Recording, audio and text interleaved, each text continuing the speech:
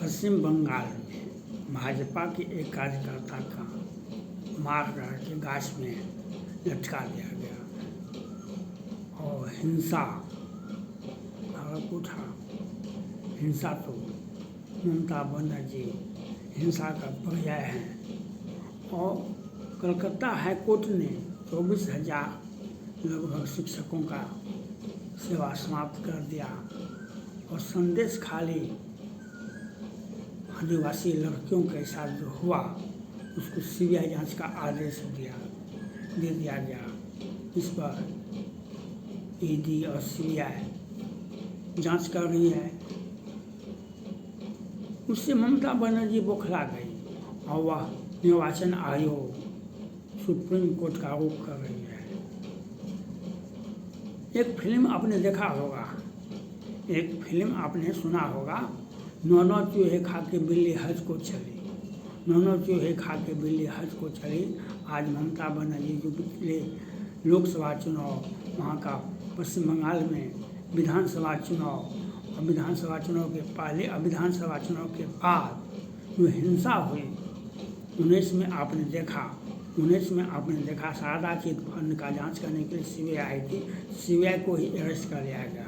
2 महीना पहले ईडी वाले को एनआरआई वाले को वह एफआईआर कर दिया, उसी को गिरफ्तार कर मारा पीटा गया ईडी वाले को। और ये प्रधानमंत्री को उम्मीदवार हैं और ईडी गठबंधन के नेता कुछ बोलते नहीं हैं। ईडी गठबंधन के नेता कुछ बोलते नहीं हैं और ममता बनर्जी वह कहती तो है हम पढ़े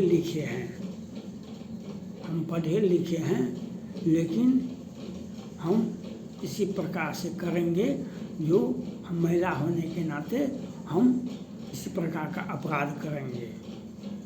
आज पिछले 5 वर्षों से जो हो रहा है इससे देश चिंतित है और दुनिया हंस रहा है। देश चिंतित है और दुनिया हंस रहा है। भारत में डेमोक्रेसी एक राज्य का मुख्यमंत्री का कोई हैसियत नहीं होता है। एक राज्य के मुख्यमंत्री का कोई हैसियत नहीं होता है, लेकिन फिर भी इस प्रकार से ममता बनर्जी कर रही है, वह दिखा रही है हम इस प्रकार से आदिवासी लड़कियों के साथ, हिंदू लड़कियों के साथ कितने मासूमों को मारा गया, कितने मासूमों का एफआईआर तक नहीं किया गया और बांग्लादेशियों के साथ लेकर के आगे रख कर के टीएमसी गुंडा को लेकर के जो हिंसा का तांडव पश्चिम बंगाल में है। मैं निर्वाचन आयोग से अपील करना चाहता हूँ, अपने निर्वाचन मिशन 2024 का कैप और टी-शर्ट आपने देने का एक 50 लोगों में जागरूकता पैदा करने का एक अभियान चलाया है। मैं आपसे मांग करना चाहता हूँ निर्वाचन आयोग दिल्ली से एक स्वस्थ और स्वच्छ चुनाव होना चाहिए। जिस प्रकार से पश्चिम बंगाल में ममता बनर्जी कर रही है वह चिंतनीय विषय है। इसमें निर्वाचन आयोग को वहाँ पर सीधी कोई भी मशीनरी पश्चिम बंगाल का लगेगा तो वह चुनाव नहीं होगा, वह चुनाव को प्रभावित करेगा। वह चुनाव नहीं होगा, चुनाव को प्रभावित करेगा। यह आपको देखना पड़ेगा, यह आपको सोचना पड़ेगा।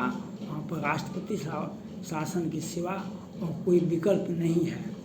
वहाँ पर राष्ट्रपति शासन के बिना कोई विकल्प नहीं है और सुप्रीम कोर्ट को भी आगे आना चाहिए। जो मणिपुर में एक महिलाओं के साथ जाते हुए तो तुरंत संज्ञान लिया गया।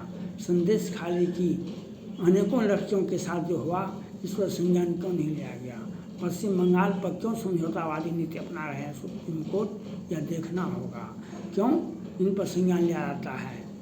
कलकत्ता हाई कोर्ट ने जो निर्णय दिया है सीबीआई का, सुप्रीम कोर्ट को भी आगे आना चाहिए जो पश्चिम बंगाल में जिस प्रकार से बांग्लादेशी मुसलमानों के हवाले हिंदू लड़कियां, आदिवासी हिंदू लड़कियों के साथ जो हुआ, और जो इस प्रकार का तांडव, जिस प्रकार का अराजकता स्थिति पश्चिम बंगाल में बना हुआ है, उसमें सुप्रीम कोर्ट को भी आगे आना चाहिए, जो देश की सार्वभौम सत्ता को कोई ठेस नहीं पहुँचे। देश की सभी जो कॉन्स्टिट्यूशन इंस्टीट्यूट हैं, उनको बदनाम किया जाता है, उनको तोड़ा जाता है, चाहे ईडी हो, सीबीआई हो, एनआरआई हो, ये संस्थाएं हैं और संवैधानिक संस्थाएं हैं। इनके साथ जो ज्यादती किया है पश्चिम बंगाल की सरकार ने, पश्चिम बंगाल के पुलिस ने, ममता बनर्जी ने, इस पर सख्त एक्शन होना चाहिए। जिस प्रकार से चुनाव को प्रभावित करते, जिस प्रकार से हिंसा का तांडव दिखाई पड़ता है, इसमें माननीय राष्ट्रपति को आगे आना चाहिए, उन्हें पश्चिम बंगाल की सरकार को बर्खास्त करना चाहिए, और वहाँ पर निर्वाचन स्वच्छ और स्वतंत्र नहीं हो सकता है। उसके लिए राष्ट्रपति शासन अति आवश्यक है। यह देखना होगा, निर्वाचन आयोग को देखना होगा, सुप्रीम कोर्ट को देखना होगा, केंद्र सरकार को, जो हर हाल में सीबीआई जांच तो होना ही चाहिए, वहाँ पर राष्ट्रपति शासन भी अति अनिवार्य है, नहीं तो चुनाव का कोई मकसद नहीं रह जाएगा। जिस प्रकार से हिंसा हो रही है, जिस प्रकार से हिंसा का वातावरण पैदा किया गया है, वह सोचने की विषय है। कॉन्स्टिट्यूशन इंस्टीट्यूट की रक्षा करना सुप्रीम कोर्ट का भी काम है, राष्ट्रपति, महामहिम राष्ट्रपति जी का भी काम है, केंद्र सरकार का भी काम है, जो आप कॉन्स्टिट्यूशन इंस्टीट्यूट को बचावें, सीबीआई हो या ईडी हो या एनआरआई हो, तो ऐसे संस्थानों को बचाना होगा। और उल्टे वहाँ पर काम करने के लिए जाता है कर्मचारी, पदाधिकारी, उसको गिरफ्तार कर लिया जाता है, उस पर एफआईआर कर दिया जाता है, उसे झूठा मुकदमा लाद दिया जाता है। यह ममता बनर्जी का बने रहना संवैधानिक नहीं है। ममता बनर्जी का मुख्यमंत्री बने रहना कोई संवैधानिक नहीं है, वहाँ पर संविधान फेल हो गया है। इसलिए देश में शीर्ष पद पर बैठे व्यक्ति से मेरा आग्रह है, ममता बनर्जी की सरकार को बर्खास्त करना होगा। सीबीआई और ईडी की जांच तो होनी ही चाहिए। और जिस प्रकार से हिंसा का वातावरण पिछले अनुभव को देखा गया, निर्वाचन आयोग को भी आगे आना चाहिए, जो वहाँ पर चुनाव क्या वहाँ पर होगा, चुनाव कार्यकर्ता, भाजपा के कार्यकर्ता मारे जाते हैं, उसे बीच में गाछ में लटका दिया जाता है, तो वहाँ पर जब इस प्रकार का भय का वातावरण बना रहेगा तो वोटिंग क्या होगा? वोटिंग तो होगा तो एक पक्षीय होगा। वहाँ पर कौन कौन लोग ऐसे हैं, और निर्वाचन आयोग को सिफारिश करना चाहिए, जो इस प्रकार से संदेश खाली में हुआ, इस प्रकार का वातावरण आज पैदा हुआ है, उसमें आपको चुनाव कराने का कोई औचित्य नहीं है। पहले राष्ट्रपति शासन, फिर चुनाव। वहाँ पर सेना के हवाले कर देना चाहिए चुनाव को, वहाँ पर अर्धसैनिक बलों के हवाले कर देना चाहिए चुनाव को, क्योंकि ममता बनर्जी के पद पर रहते हुए वहाँ पर संवैधानिक तंत्र फेल कर जाता है। इसलिए हम राष्ट्रपति, महामहिम राष्ट्रपति जी से अपील करना चाहते हैं कि हर हाल में वहाँ पर राष्ट्रपति शासन लागू होना चाहिए। केंद्र सरकार से अपील है, वहाँ पर राष्ट्रपति शासन लागू होना चाहिए। हम निर्वाचन आयोग और सुप्रीम कोर्ट से भी अपील करना चाहते हैं, वहाँ पर राष्ट्रपति शासन ही एकमात्र विकल्प है। ममता बनर्जी की गिरफ्तारी होनी चाहिए।